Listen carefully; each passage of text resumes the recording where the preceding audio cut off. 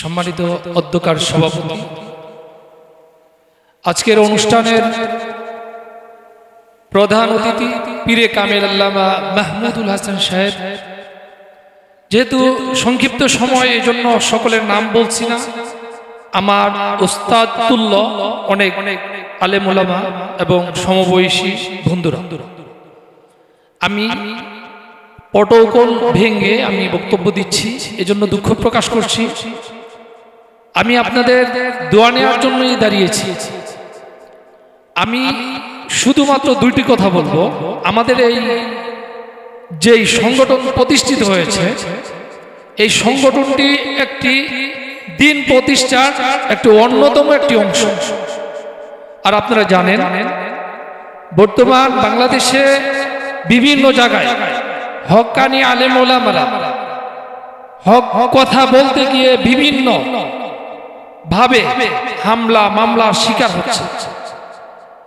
আমি মনে করি এই মুহূর্তে, এই সময়টাতে আলেম ওলামারা এবং দাঈ ইলাল্লাহ যারা মাঠে ময়দানে চষে বেড়াচ্ছেন দ্বীনের দাওয়াত দিয়ে, তাদেরকে ঐক্যবদ্ধ থাকা খুবই জরুরি।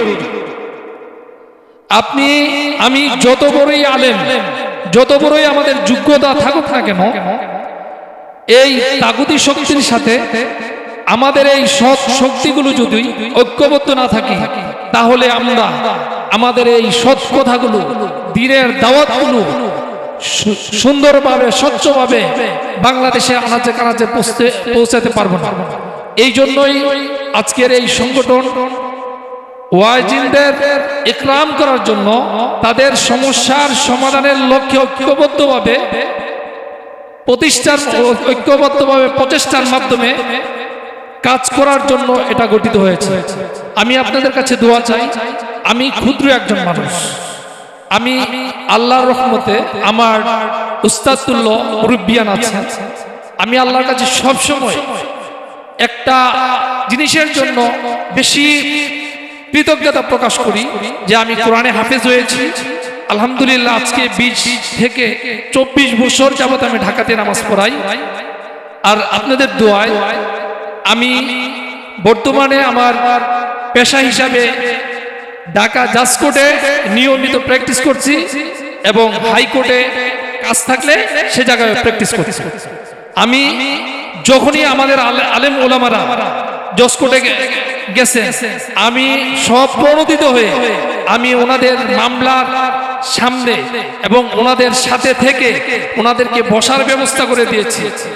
আমি আমার অহংকারের জন্য না, আমি জুনায়েদ আল হাবিব হুজুরকে, খালেদ সাইফুল্লাহ আইয়ুবী হুজুরকে আমি নিজে মামলা করার শেষে বসিয়ে তাদেরকে এই গরমের মধ্যে আমি ডাবের মাধ্যমে তাদেরকে আপ্যায়ন করেছি।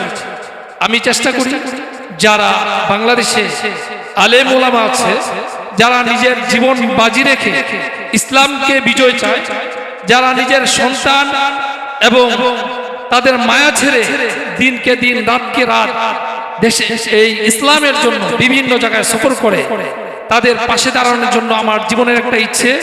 আমি আপনাদেরকে আহ্বান জানাবো, আল্লাহ না করুক যদি বাংলাদেশের কোনো আইনের মাধ্যমে কেউ কোনো বিপদে পড়েন, আমাদের সভাপতি, সেক্রেটারি এবং সাংগঠনিক সাহেবের সাথে যোগাযোগ করে, অথবা আমার ব্যক্তিগতভাবে নাম্বারটা নিয়ে আপনারা আমাদের সাথে যোগাযোগ করবেন। আপনারা বাংলাদেশে যে কোনো স্থানে থাকবেন, সেই জায়গা থেকে ইনশাল্লাহ আইনি সেবা দিতে পারবো।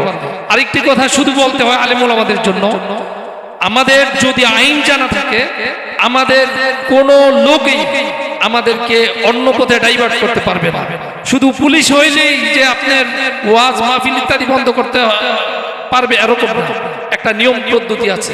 এই জন্য আমরা ওই ওয়াজের সাথে সাথে আমাদের যে বেসিক আইনগুলো, যে মৌলিক অধিকারগুলো আছে, যে বিষয়গুলো আমাদের জানা খুবই অত্যন্ত গুরুত্বপূর্ণ। আরো একটা কথা বলি, আইন প্রশাসনের লোকদের তাদের শরীরের মধ্যে তাদের বেচ আছে, কার কি ক্ষমতার বাহিরে কেউ কাজ করতে পারবে না। এই জন্য তাদেরকেও আমরা শিখার জন্য তাদের যে র্যাঙ্কগুলো আছে, সেই র্যাঙ্কগুলো আমরা চিনে রাখবো এবং কে আমাকে প্রশ্ন করতে পারবে, কে পারবে না, কে আমাকে গ্রেফতার করতে পারবে, কে পারবে না, আর আপনি গ্রেফতার করার সাথে সাথে আপনার কি অধিকার আপনার সুপ্রিম কোর্ট বা আইন দিয়েছে সেগুলো আমাদের জানা অত্যন্ত জরুরি। এজন্য আমি আহ্বান করব আমাদের এই কিতাবগুলোর সাথে সাথে বেসিক কিছু মৌলিক যে অধিকারগুলো আছে সেগুলো আমরা জেনে নিব এবং আমার জন্য দোয়া করবেন। আমি এই সংগঠনে যেন আরো ভালো করে কাজ করতে পারি, সকলে দোয়া করবেন। সংক্ষিপ্ত সময় আমাকে মাফ করবেন, ক্ষমা করবেন, আমার দেরি হয়েছে। সভাপতি সাহেব থেকে শুরু করে সবার কাছে আমি ক্ষমা চাই। আবারও দেখা হবে ইনশাআল্লাহ, যে কোনো অনুষ্ঠানে থাকার চেষ্টা করব। আল্লাহ হাফেজ। সকলকে আমার অন্তরের অন্তরস্থল থেকে আরেকবার সালাম জানিয়ে আমি শেষ করছি। আসসালামু আলাইকুম ওয়া রাহমাতুল্লাহ।